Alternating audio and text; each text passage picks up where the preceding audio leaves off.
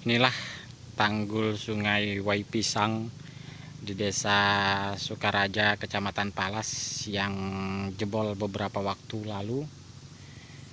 Tanggul ini kembali merendam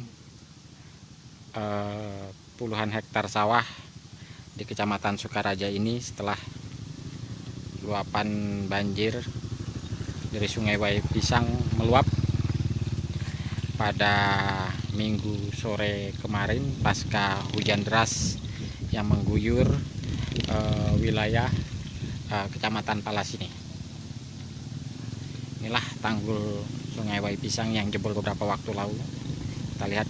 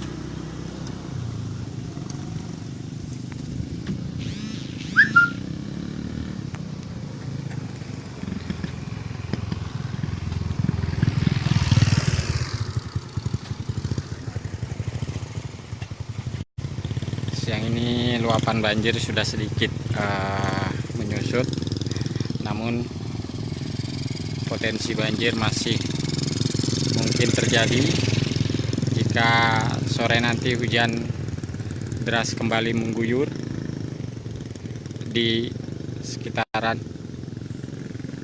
Kecamatan Palas ini.